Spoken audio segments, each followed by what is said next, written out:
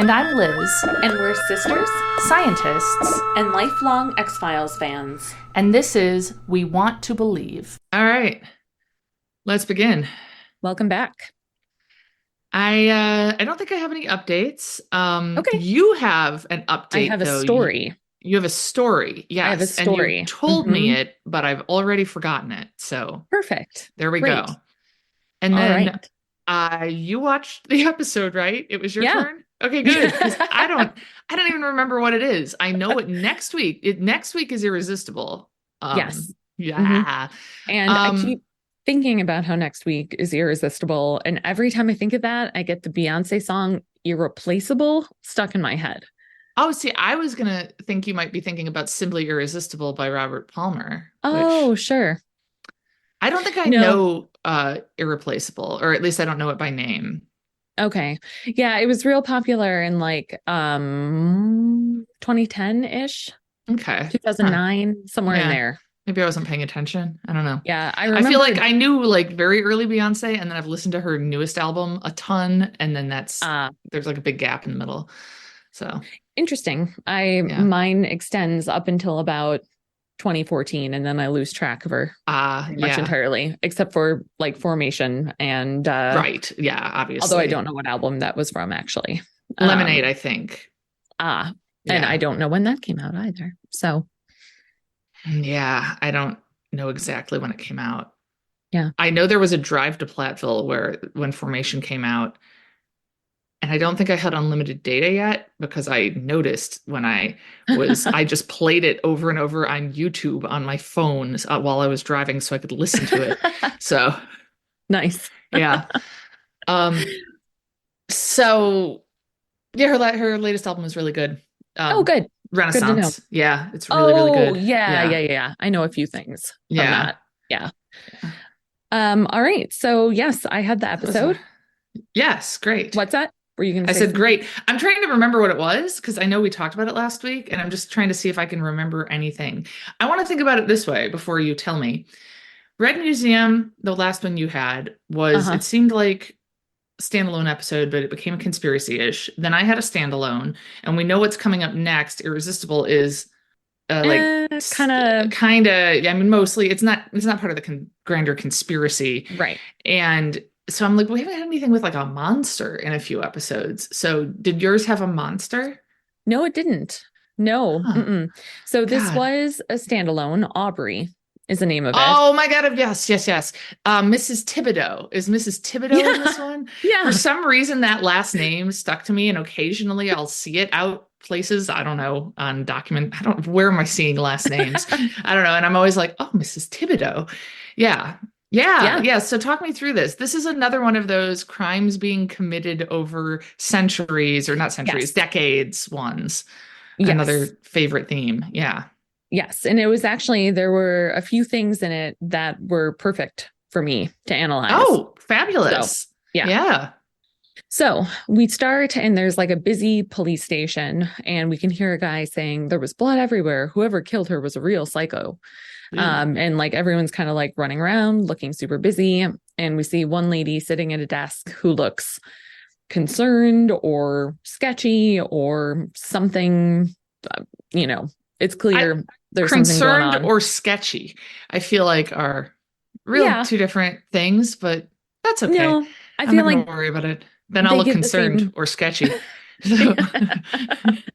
Speaking of the word sketchy, I know you know this story, about how I had a student in one of my intro classes use the word sus, and I was like, what does that mean? Yeah. And she went, oh, it's like how you guys would say sketchy. Oh my God. How us guys, huh? And I have a vague feeling of like being aware of when I noticed people saying sketchy. Like I feel like when I first moved up to Wisconsin, I was like, we're saying sketchy now. Like I don't feel like I said it in college. Yeah. Yeah, I did, but I was in college. You're younger than me. Moved into Wisconsin. Yeah. Yeah. That's, oh my God. Okay. Yeah. I'm just, youth. Yeah. So she walks into a guy's office. We learn his name is Brian. and wants to talk to him. And she says, you didn't show up last night. She had made dinner, so he missed some sort of plans with her. Mhm. And he's being kind of a jerk about it. And he gets a phone call. And so he kind of is ignoring her and on the phone. And she hands him a note that says, "I'm pregnant." Oh, okay. And so he gets off the phone and rips up the note and hands her an address of a motel so that they can talk. Okay. Yeah. So, and this Are they actually, both employees of the police station? yes. Okay. Yes. So then we see her entering the hotel, or about to. She's at the door and she's hearing whispering or voices of some sort and is looking scared. And then headlights kind of shine in her face from a car pulling up. And then we see flashes to some guy driving in the woods and possibly burying a body. And Ooh. then suddenly we see her again and she's in the woods and she finds some sort of badge in the dirt. So it's like she was digging. So there's all with sorts her of just hands. like images, like flashing quick, like we see this, like it's not connected. Yes. Okay. Right. Yep.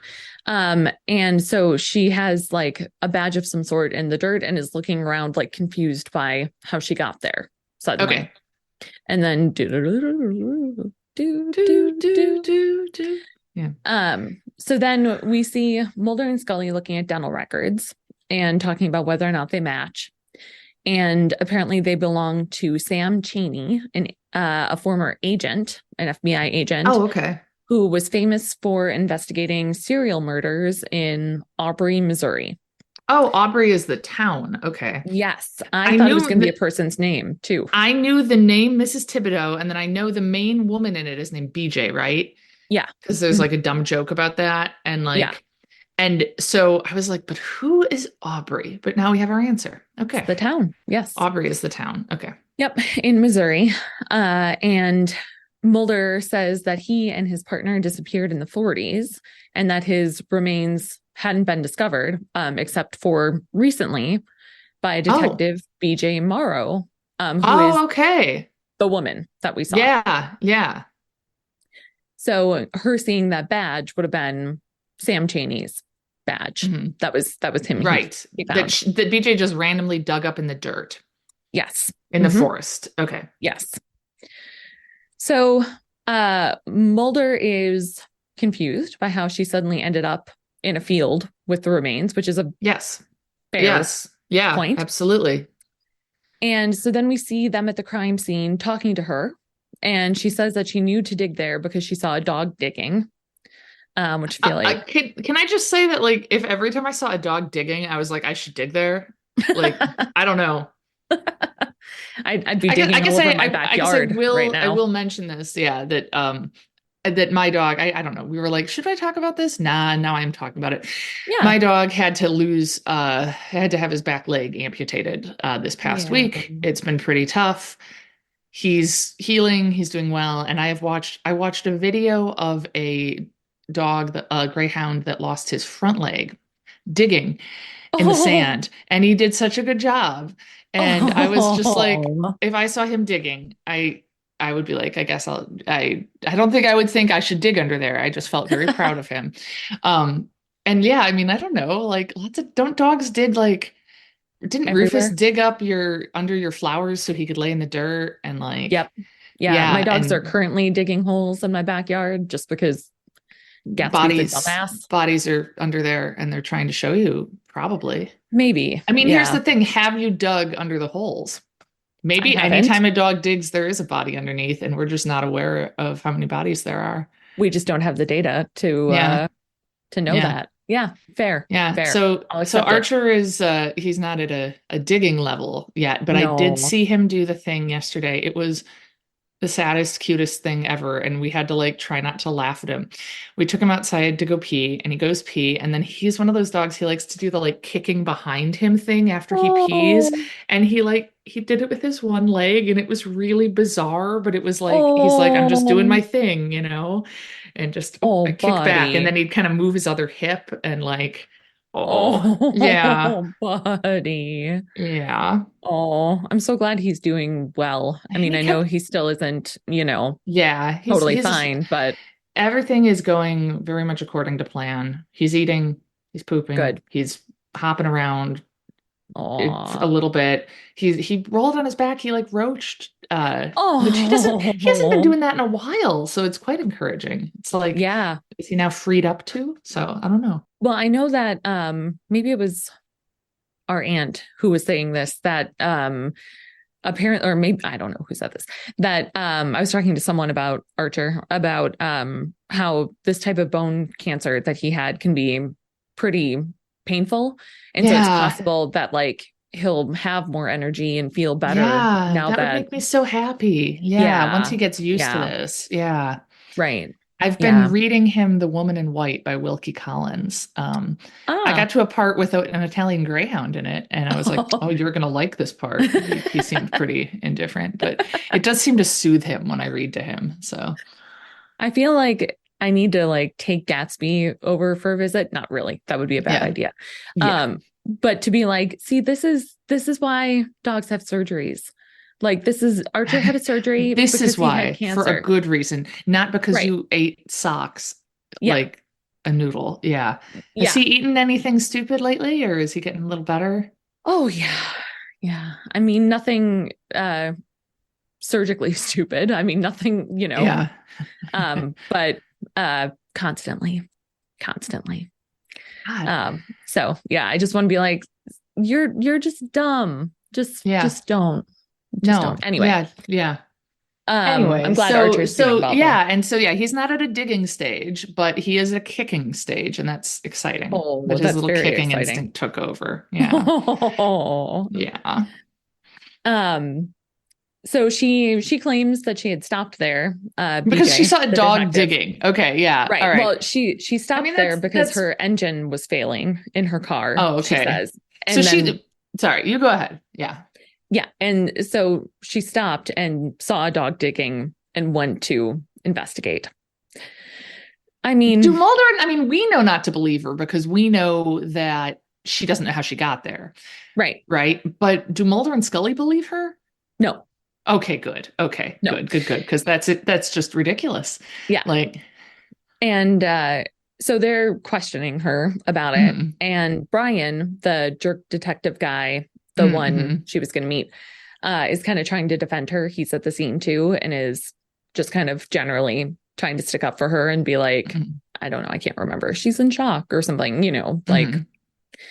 And Mulder asks her if she's ever had any visions or precognitions or dreams, and they just all kind of look confused, and that's kind of it. Yeah. For that scene. So then they are in the coroner's office looking at skeletal remains. Oh, hooray. Yeah. This is perfect for you. Yeah.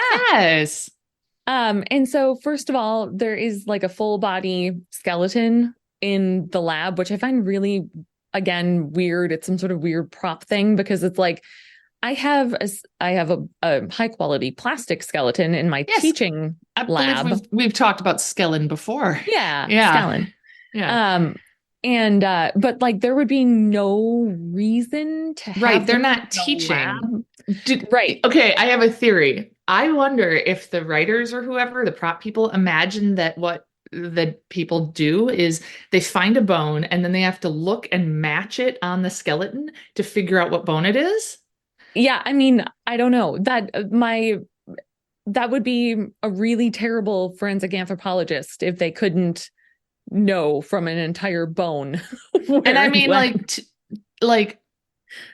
like to think I wouldn't do that because I'm a scientist and I would know to, I don't know, ask if someone was like, you need to decorate this prop area. I'd be like, why don't I talk to an actual scientist and do it that way? But I still feel like it kind of blows my mind that you could just look at a bone and know what it is without context. I could do it with one bone. And which one? The skull. Oh, I mean, actually, that's a bunch of different little bones. Well, then maybe mostly not. fused together. I do think I could maybe identify a femur, but that's because of the movie The Burbs. I bet you could. Yeah. I bet you could. A femur is a human thigh bone, Ray. Yeah. An entire one, presumably, you'd need. Oh, well, yeah. How would I know if it was just a piece of a femur? Could you identify a... Really? Yeah. I mean, it depends on how big the piece. Sometimes I'm better or worse at it, but yeah, I mean, I've worked with cremated remains and had to, identify the tiny little pieces. What? Yeah. Isn't it weird how little we sometimes know about each other's jobs, or maybe just how little I know about yours? Whoa. Yeah. Yeah. I mean, so the cremated remains that I've worked with have been very, very, very old. And so it's not So they like didn't do as thorough a job. Yeah, Okay. exactly. Yeah. So it wouldn't be like, looking at them today, although I have looked at modern ones and can see little pieces of things. Okay. But so you looked at cremated remains mm-hmm. and you were like identifying bones.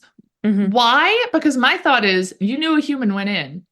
Presumably, were you just ensuring it was a human who was cremated and not a different animal? Why else would no? I know that's not right. No, wait, yes, it is. wait, really?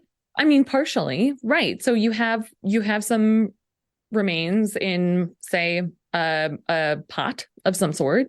Okay. And, it's possible that it's not human, that the bones, it could have been from cooking or from, any number of things. So yeah, okay. you want to see if I mean, it's Evie human. and Teresa were cremated. So yeah. They're greyhounds. So yeah.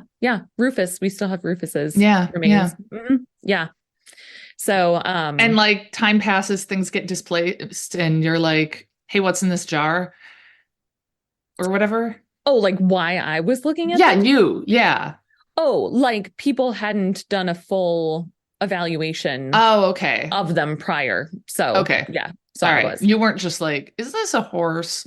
Or whatever. No. You were okay. All right. Because that's what I kind of was picturing there. All right. So anyway, I feel like it is super. I just imagine maybe it was just, oh, hey, grab that skeleton and put it in here. But I could really believe that they were like, oh, bone matching. That's probably how they do it. Yeah. No, if I had a full bone, there would be absolutely no way that I could not know what it was and where it I would like from. to invite our listeners to email us pictures of bones for you to identify. Now, keep in mind, though, that you can't murder anyone and then blame it on us. That's what you were going to say, I assume? Yes, that's what I was going to say. No, that I am not a zooarchaeologist. So I have a little bit of training in it, but I'm a human osteologist. So and bioarchaeologist, but I'm kind of bad with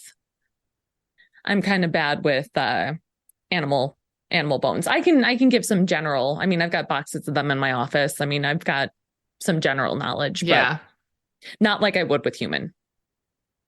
Okay. So, all right. Anyway, so my biggest question in this scene, as Scully is identifying the remain or looking at them, is why isn't a forensic anthropologist doing this? It's just them? Yeah. Scully would have no training in this. There would be no, I mean, like, yeah, she could probably be like, well, this looks like probably a complete skeleton. Okay. But not in actual. Right. I have a lot more training beyond that. Yeah. So she didn't know what she was talking about. And that became clear. Yeah. So she talks about how there's some postmortem damage on the ribs that she thinks maybe came from like a backhoe during excavation, I think she says, which if the remains are that close to the surface, they wouldn't use a backhoe. Like if we know that there's a pretty big depth until you get to them, then sometimes they'll use like a backhoe to scoop out the top dirt, the topsoil. Oh, she thinks in the removal of the bones. Yeah. Right. Which happens. Okay. Right. Because I mean, like trowel marks, I mean, you want to minimize that and not do that, but sometimes that happens and we'll get some trowel marks from the excavation.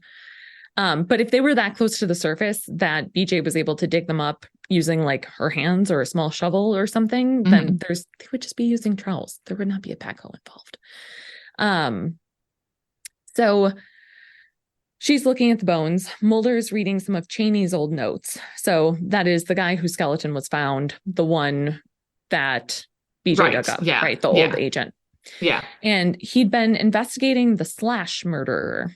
It says that the victims were all killed by a blow to the head, and the word sister had been carved into their chest and then painted in blood on the wall. Ew. And at this time, it pans to see the skull of Cheney, of the remains Scully is working with. And he's got a clear blow to the head. Okay. But that is not a peri-mortem blow to the head. That is a post-mortem blow to the head, man. Oh. And so this is just me being You can nerd, tell if it was done during death or after death? Yep. Mm-hmm. I figured you could tell if it was done before death and then they healed, but that not. Too. Mm-hmm. Okay. Yeah. Yeah. Anti-peri or post-mortem. Got it. Mm-hmm. Yeah. And so, I mean, it's supposed to be like, oh, he was killed the same way, but it's clearly a post-mortem break and not one that happened during his time of death. Yeah. Okay. So that doesn't get brought into it. We're just supposed to assume that's how he died. I'm just it's just neat that you know it. Yeah. Yeah, exactly. So Scully says that some of the cuts on the ribs could have been made by a razor. Again, there is a difference between peri and postmortem cutting. And so if the cuts on the ribs had been made during excavation versus during his death, a trained forensic anthropologist would be able to tell the difference in that. I see. Okay. Yeah. Then they go to a lab and they say they are doing some 3D scanning on the ribs, which, first of all, I didn't have a chance to look this up. I don't know if that technology was available in the 90s. We're getting to some technology I know wasn't available because it's not now. Oh, okay. So she's kind of working on this, and Mulder gets off the phone and notes and says that BJ's car had been in working order, that she apparently had recently gotten it checked over. Okay. And Scully makes a comment about how it's obvious that BJ and Tillman, Brian Tillman, the mean detective guy, kind of, are having an affair. Yeah. And Mulder's kind of like, how would you know? And she was like, basically, she says this, not like this, but she got a vibe. Right. Okay. So then it shows a 3D scan of the rib cage put together appear on the computer. So like these were all disarticulated remains. Okay. Yeah. So, and it like puzzle pieced them together. Yeah. Yes. And so there was this like rotating 3D model. I think I can picture that person's. Yeah. Yeah. And so they're comparing that to one that had been extrapolated from the slasher's last victim. Okay. So, and they were like comparing the marks on the ribs to the slasher's last victim to Cheney. Yeah. Okay. The remains. By like having these 3D models that they could like do analysis on. Again, this is not currently a thing. This is not, I mean, like we could get 3D scans and analyze bones, but you can't like puzzle piece them together in a lab like that digitally. And then I don't know. It's just not cool, but yeah, it would be cool. Yeah. Yeah. So BJ shows up, and when she looks at the skull, she gets a flash to someone being attacked. Okay. And so she looks kind of like sick to her stomach and goes to the bathroom, and Scully walks in and she's kind of like splashing her face in the sink. And so Scully goes in there to check on her and says that Scully talking about herself, that she's had feelings for people she's worked with, and interoffice relationships can be complicated. And then says, "You're pregnant, aren't you?" How does Scully know that? Yeah, I don't know.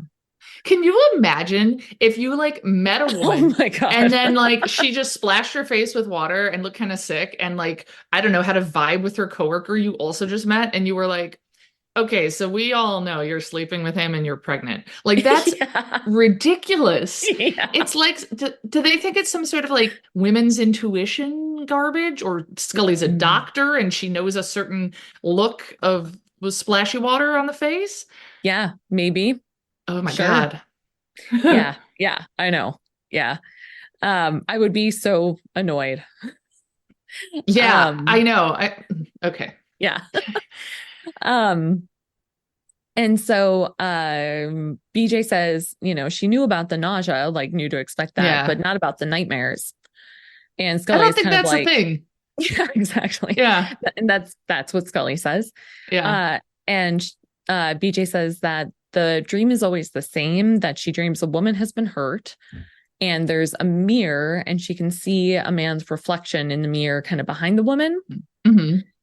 And so they go back into the lab then, and Mulder says that he has matched up the cuts on the ribs and it looks like it spells the word brother. Okay. So again, so it was that same sister had serial been killer. carved. Yeah. Right. Yeah.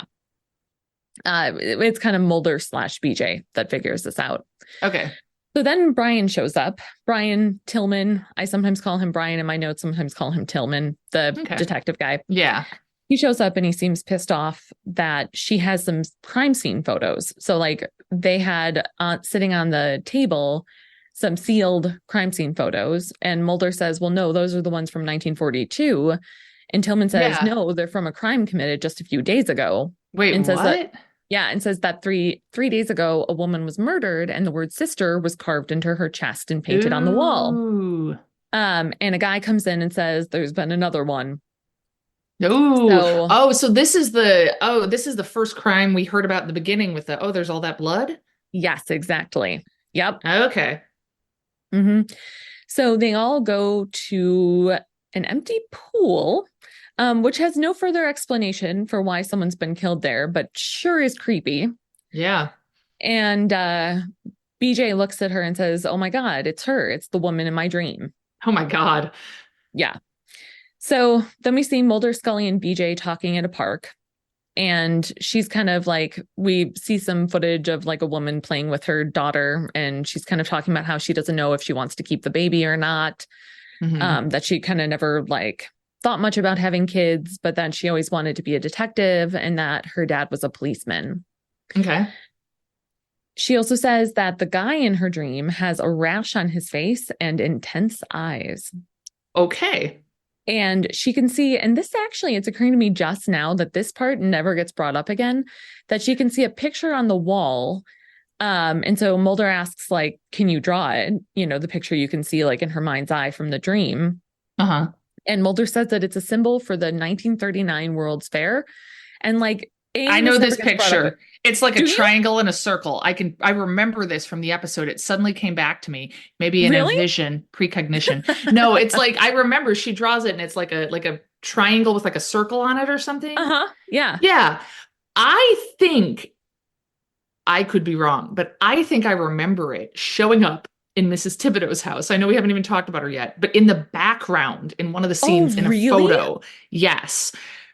I haven't seen this episode in decades, but I watched it a lot back then. I've seen it multiple times. And apparently it's like coming back to me in pieces and flashes. I was just digging, a dog was there, and then I pictured this episode. No, but like, no, it's like, as we're talking about it, I'm like, wait, because I remember thinking, well, those are just two shapes. How could you recognize that's the symbol of the World's Fair from the 30s or whatever? That's absurd.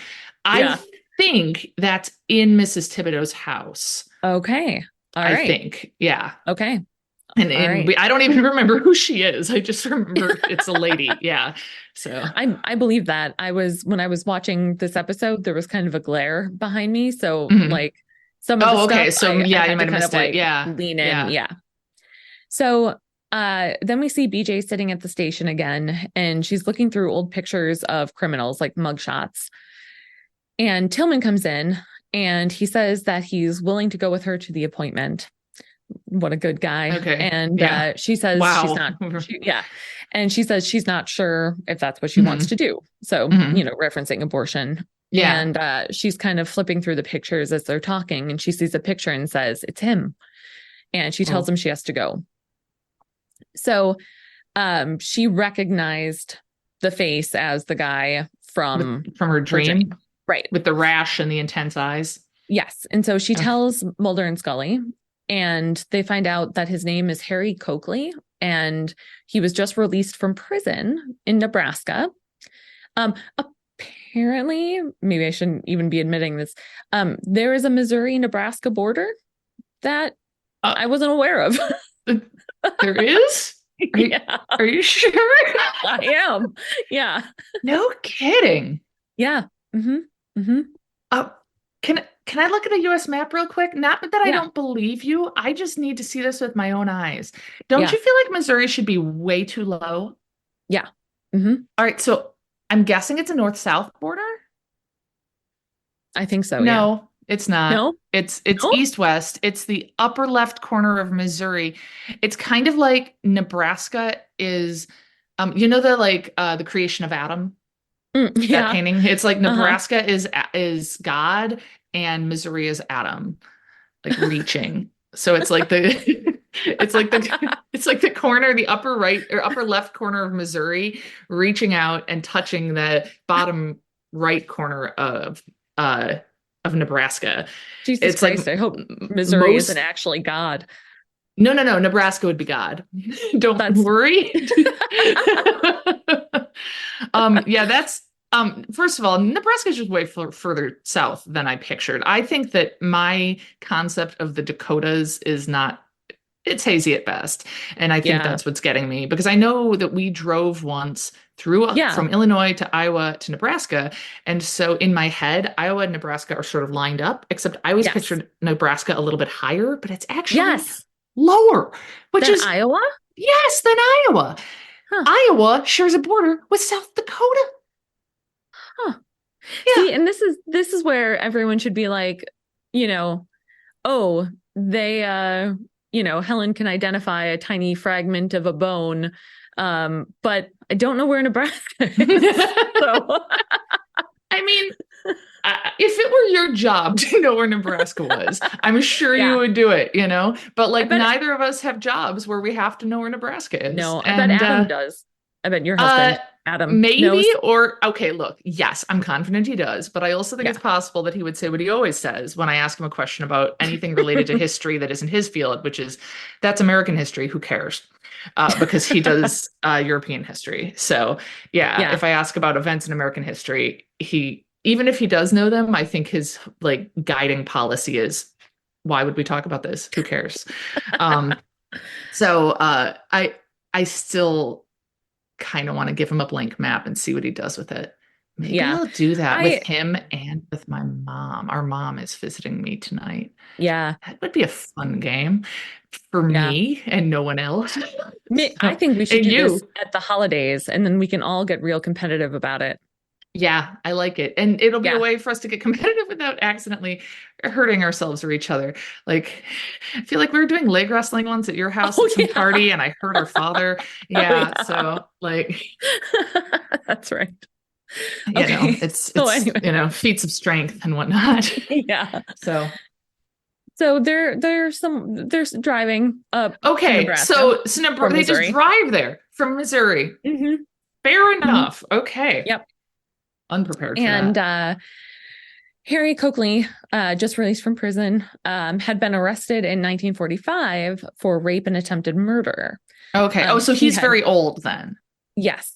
He had carved sister onto the chest of Linda Thibodeau. Mrs. Thibodeau. Before she was able to escape and get help from a neighbor. Nice. So they pull up to this super creepy old Victorian house. And that's where Harry Coakley lives. And they're kind of asking him about things. And he says, he doesn't remember much about that, about the arrest, about the attack. And Scully says that she's sure Mrs. Thibodeau will never forget it. And kind of, Yeah. So he's like, all those women that I carved up and murdered, it's kind of a blur. It was a long time ago. Is that what he's saying? Okay. Essentially, yeah. Okay. And he says that the doctor said he was sick back then and the doctors gave him some pills and now he's better. Okay. And Scully says, what kind of pills? And he says, red and white ones, little sister. Ooh. Which is so creepy. Yeah. And I feel like anyone calling me little sister, even though I am your little sister. Including me. Yeah. There's like jokes amongst writers of like, you can tell when like a bad writer is an only child when all their dialogue between brothers and sisters has them being like, hey, sis, or like they refer to each other as like, what's up, brother?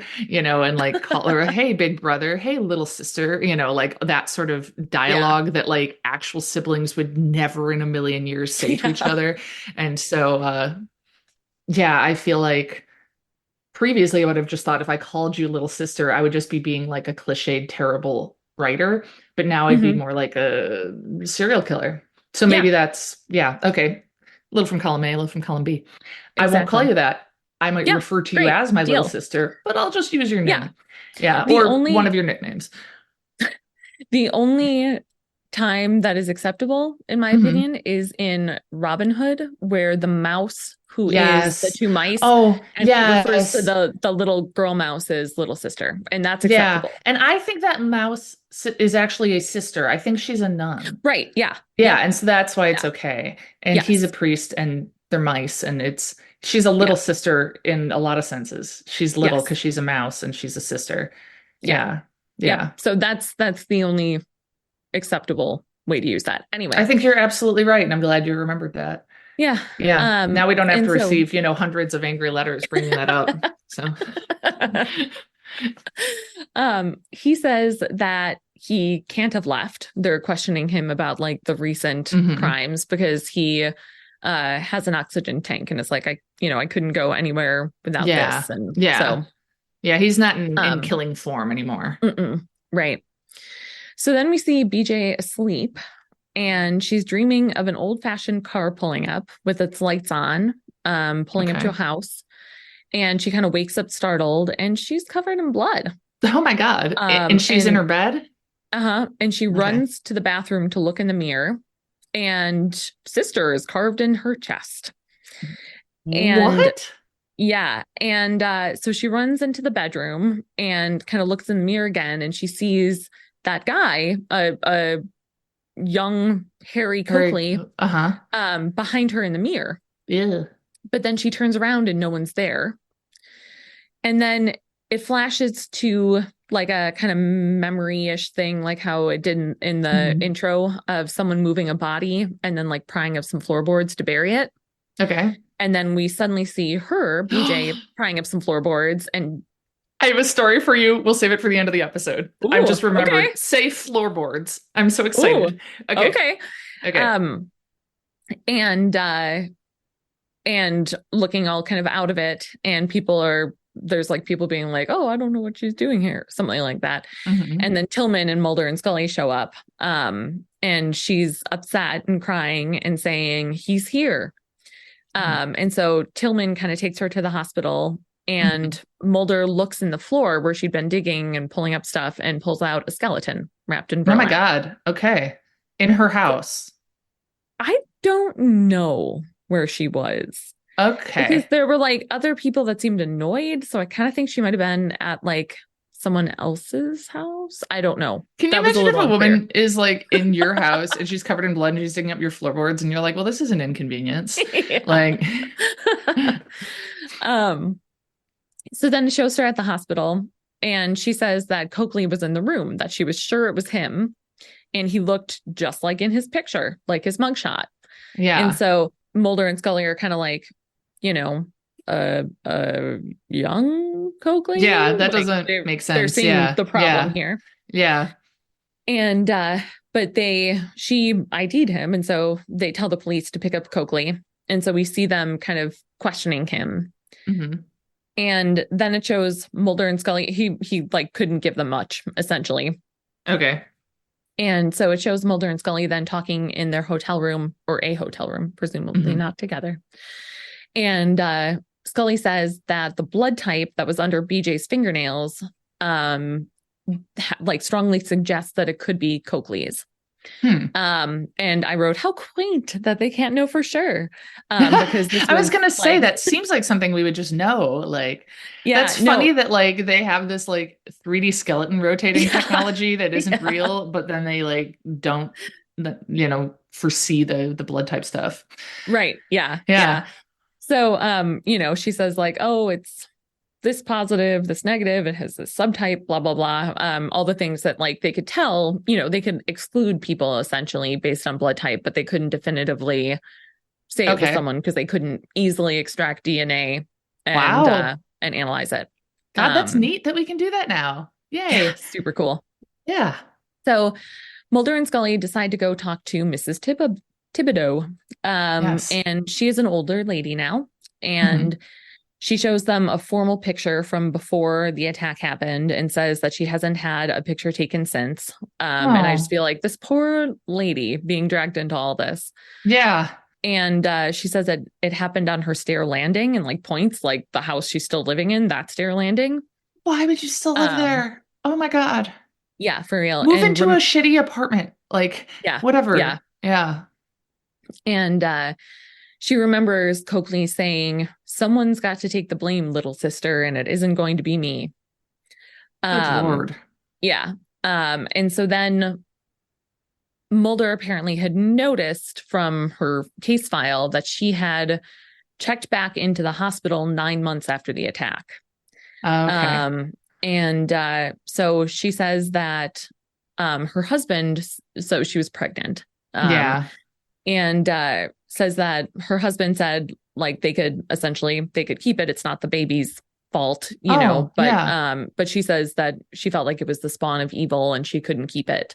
Mm-hmm. And I would just like to say that abortion is medical care. And leave it at that. And she ended up giving the baby to an adoption agency, and that the baby would be. Yeah, it absolutely is. What? Sorry, I'm just thinking, imagining like pregnancy seems so intense when it is like the wantedest baby in the world. And then to imagine, okay, right. Yeah. We don't need to go down the whole thing. Right. We know where our beliefs lie. And and we're pro-choice. We're pro-choice. And doesn't know. And if you are listening to this and you're thinking, oh, but not it shouldn't, you know, if you're thinking that you shouldn't be pro-choice, A, you're wrong. And B, I'd be happy to educate you if you're not a dick about it. And we could talk and see if you're a dick about it. Just stop listening to our podcast. Yeah. You don't get to hear what happens in the episode either. So no. Yeah. And like a sub 1 or something in there. Go Google Helen Werner HuffPost. Yes, Helen Werner HuffPost, and then come back and say that abortion should be illegal and try to ever, you know, sleep at night. So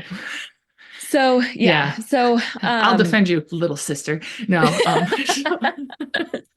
sorry, I'm just seemed like I'm that mouse every time. Okay, that seems fair. Yeah. No, I just remember me getting into it, and the vast majority of comments in the article are super nice, but like 1 or 2 people said ignorant stuff, and I just was like going scorched earth, like asking people how they slept at night and whatnot. So, anyhow, so poor that late Mrs. Thibodeau. Yes, poor Mrs. Thibodeau gives birth to her attacker's baby and gives it up for adoption. Yep. And so she like reaches into a secret place in her wall and pulls out a scrap of paper and tells Mulder and Scully that it's the address of the adoption agency that she went with. Wow. So then Mulder and Scully are back talking in a hotel room, and they find out that the bones that BJ found under the house, under the floorboards, belong to Cheney's former partner, Ledbetter, I think his name was. Oh, okay. He doesn't brought up much. Because him and his partner had both disappeared, if you recall. And right. Yeah, and that apparently Coakley had rented that house in 1942. Okay. The house that BJ was in when all this happened. Okay. Yes. And so Mulder says he's still confused by the fact that BJ saw a young man, which is fair. Same. And he thinks that it could be Coakley's grandson because genetic traits often skip a generation. Is that true? Often? No. Sometimes? Sure. Yeah. Okay. So, I mean, like if we have like some heterozygous alleles going on, so like we have some dominant traits, some recessive, it's possible that you would see a recessive. Yeah. So like, for instance, I don't want to say hoped because it's not like I'm disappointed. There was a possibility that I could have blue or green-eyed children. Oh, that would have been so weird. I know. It would have been so cool. Yeah, it would have been really neat. Yeah. But me and you could not have possibly been blue or green-eyed. Right. That makes sense. Yeah. Okay. So, and just for everyone who doesn't know our parents' eye colors. And if you don't know us in real life and yet you know our parents' eye colors, we have some questions. Yeah. Our dad has brown eyes, our mom has green eyes. Anyway. So like, yeah, but not like, you know, it's not like it's well known that people look more like their grandparents than their parents. Right. That's not a thing. Yeah. Right. And he says like, you know, some, you know, PGM subtypes talking about the blood are similar amongst relatives. And again, it's like, sure, but you know, that's a stretch. And he says, what if more than physical traits are passed down? And evil. What if evil is passed down? Yeah. But it skips a generation? Yes. Yeah. Essentially. Fantastic. Okay. All right. And the evil is so he thinks there's a gene that's evil? I mean, not directly. Or just not literally a gene, but more of a general spooky vibe that is encoded somehow and yes. Or whatever. Okay. All right. Yeah. Yeah. And I do believe, if I recall, that that's correct. Kind of, yeah. Yeah. Okay. So he tells a story about like him and his dad essentially both liking to chew sunflower seeds, which like the sunflower seeds in Mulder. Yeah. And Scully says that, you know, behavior and upbringing can also influence this. Like seeing your dad eat sunflower seeds. Yeah, I feel like that's a weird take to be like, me and my dad like the same snack. Therefore, it's probably Coakley's grandson. Right. Anyway, I mean, I know it's not quite that simplified. I love this show, and then I find myself wanting to like pick it apart and be like, this is so stupid about this. And it sounds so mean, but I'm like, I love this show. Yeah, no, and this was a great episode. This was really good, I thought. Of course it was. It's one you're watching. Yeah, I know. I'm sorry. So then Scully calls Danny. Danny? Mulder's friend Danny. Yeah. Yeah. We hear he comes up a lot. Nice. So a mention of him. And she says that Danny tracked down Thibodeau's son. Okay. And he is the son from what's his name? With Miss Coakley. Yeah. And it's a policeman named Raymond Morrow, who is BJ's father. Yes. So yes, BJ, of course. Yes. BJ is Coakley's granddaughter. Yes. And so Mulder says she's must be responsible for the murders. And that now I believe he's right, but can you imagine in real life how crummy that would be to be like, okay, all right. And that Coakley's memories and compulsions have been passed down to her. And so he says, like, we need to warn Mrs. Thibodeau.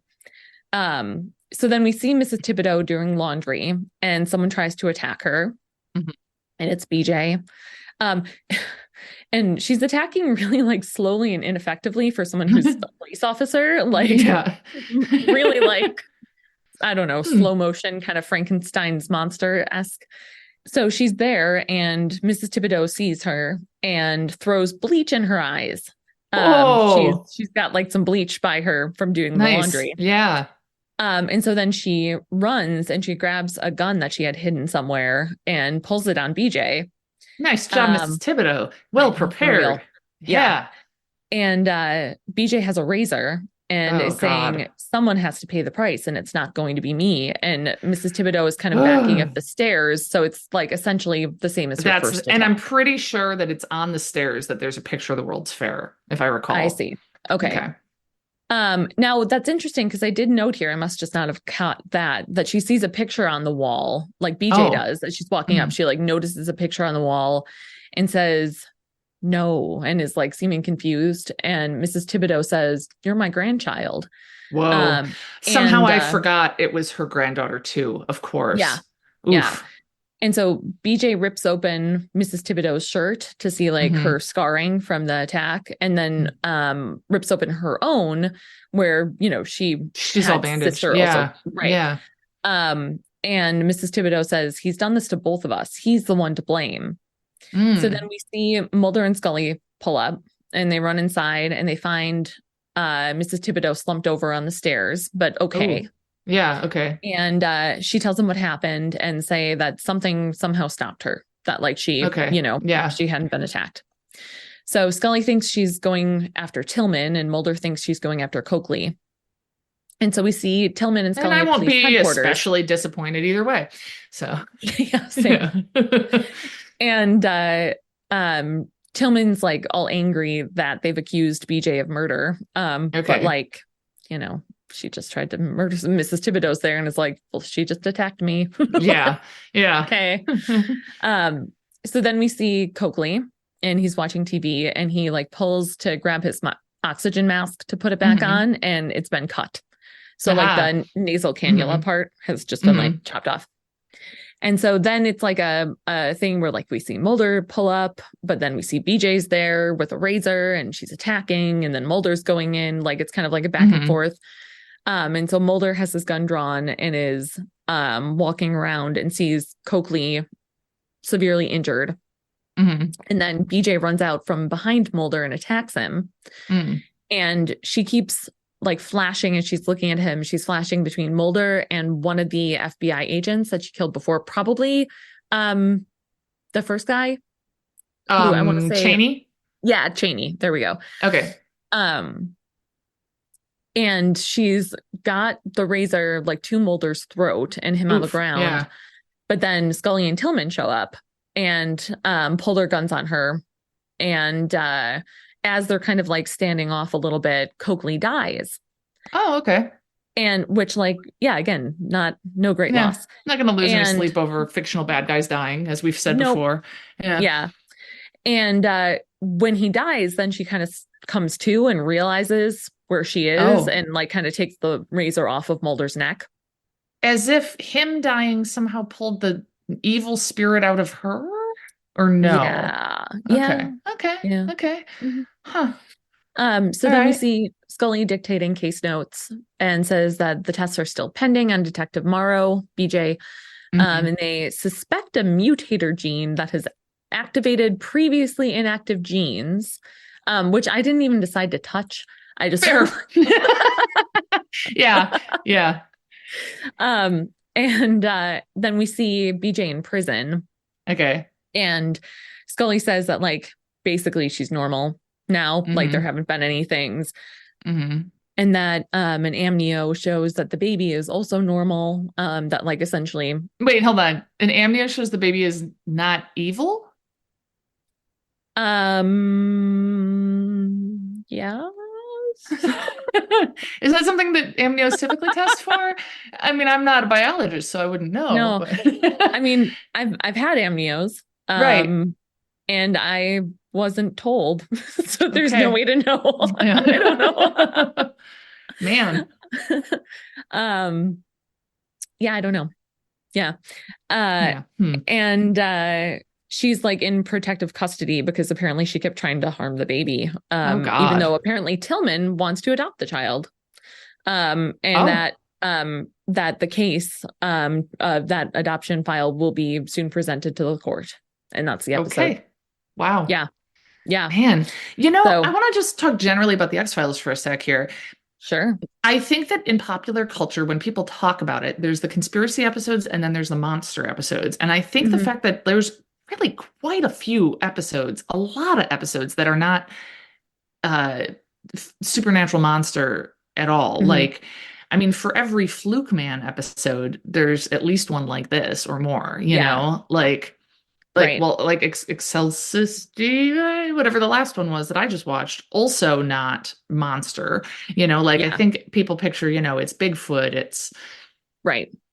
Mothman, and I mean, to be whatever. Clear, there's like clearly some unexplained. Yeah. Stuff. It's not that it's not supernatural, but it's all human. Right. It's like, it's not a literal other monster thing. Yeah. Yeah. Yeah.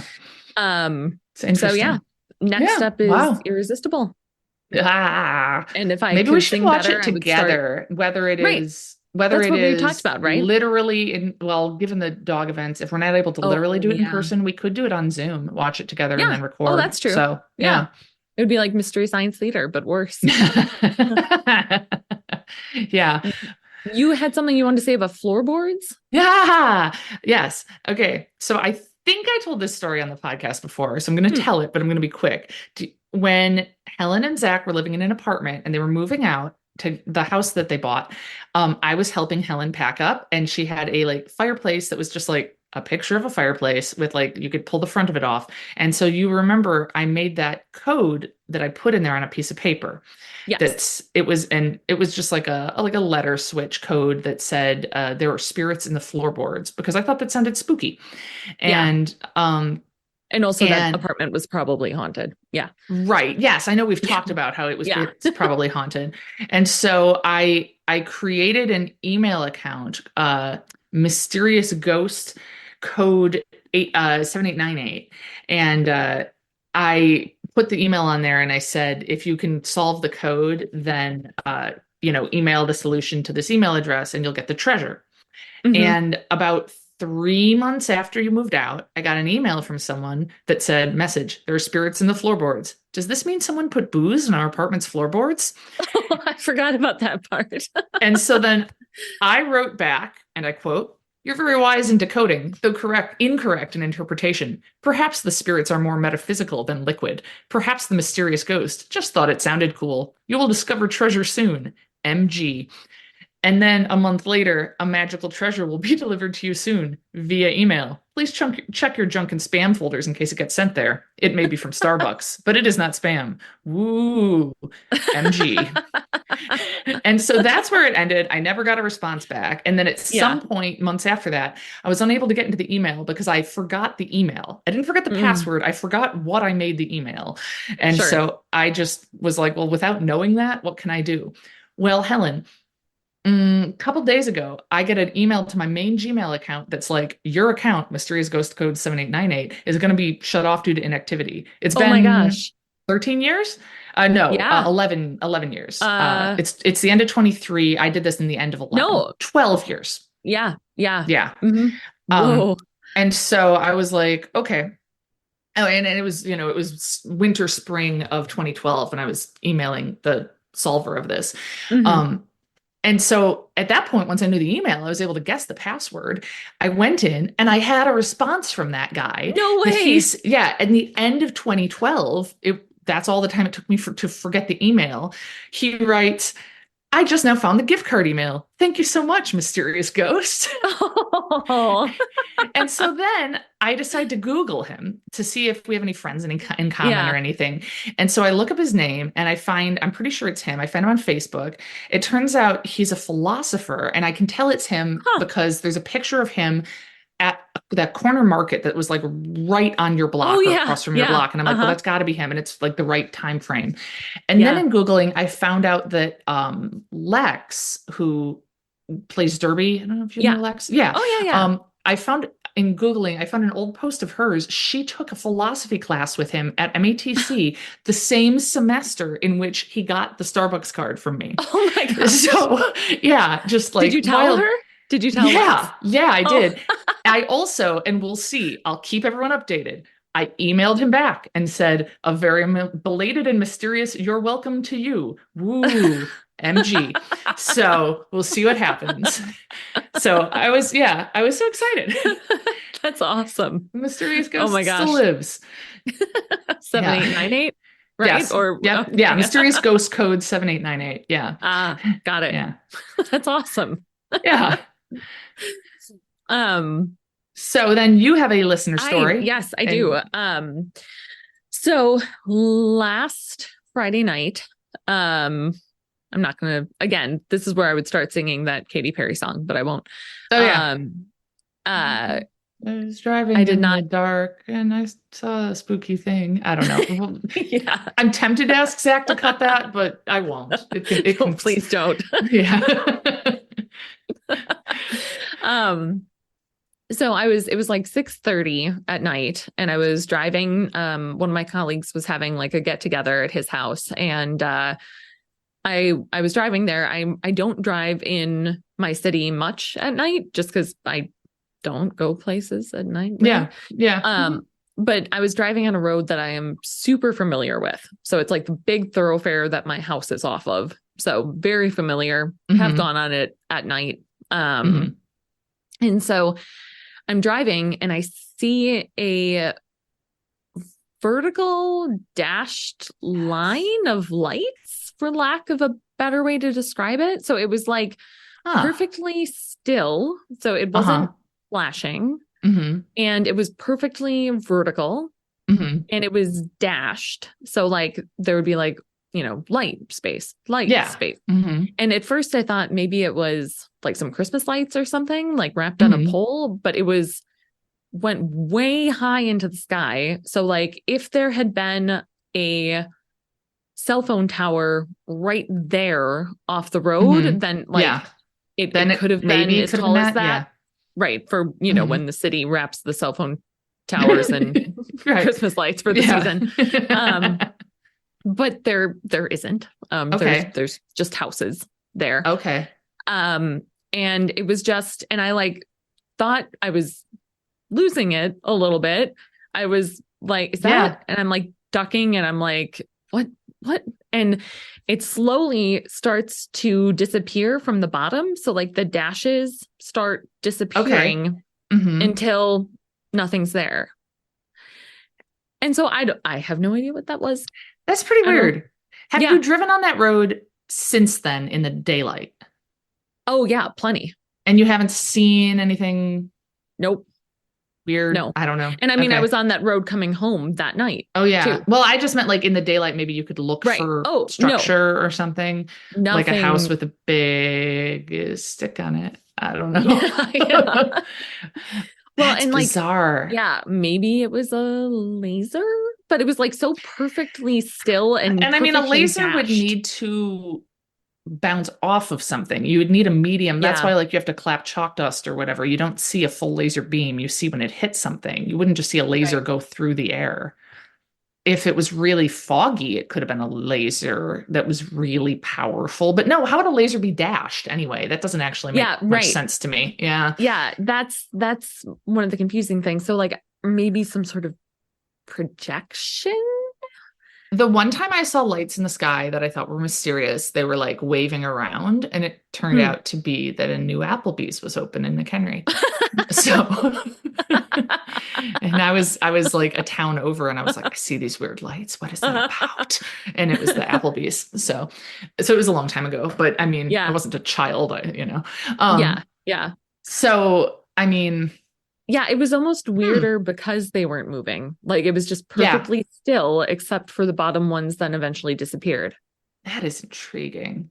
Yeah, it was really weird. It was really weird. See if you get any more data. And then I got like even more freaked out. So then I get in my my colleague's neighborhood, which I had not been in previously. So I was very unfamiliar with the streets and driving slowly. And I turn onto his street, and like I was going reasonable speed. I was, and for some reason, as I turned, and this is insane, and I don't actually believe in this, but I thought in my head, this would be where you'd see werewolves. I don't know why that popped in my head, but I think that, and as I'm turning, there is a person in a black hoodie walking straight down the middle of the road. Whoa. And I like almost hit her. Oh my God. God. Then she just like looks back at me and kind of like gives me like a weird stare. And I kept going. As if you were the one driving on the sidewalk or something. Oh my God. Yeah. Oh my God. Yeah. Dressed all in black, walking down the center of the road. I was like, that is spooky. Such a bad idea. That is so stupid. I just get so annoyed when people don't understand that, like, you have to be careful. I've been hit by a car. It sucks. They don't always move. Don't be stupid. Yeah. Right. Yeah. Yeah. Yeah. But that is really weird. And so we think she might be a werewolf. Oh, I don't know. It was just like, and Probably then I got not. to my that's just weird. Yeah. Yeah. Then I got to his house and was like, oh, okay. And everything was fine and normal. Yeah. But it was that is weird strange though. Drive. Yeah. Oh boy. Mm-hmm. So that's my story. I don't know. Interesting. Well, if anyone has any like theories or anything, let us know. Please. Yeah. I have no idea. I don't think it's aliens. I mean, I feel really confident of that. Do you think it's werewolves with the light? Maybe with their, how would Yeah, they? how would they do that? I Yeah, mean, maybe something because you know how like they're activated by the moon. right. Maybe something about the sun's light reflecting off the moon, and then they'd use light to make a Sure. tower. Yeah, Yeah. yeah, yeah. Yeah. So that's our Well, working theory. yeah. Werewolf light tower. Okay. Yeah. Yeah. All right. So that's it. All right. Until next week. Yep. Bye. Bye.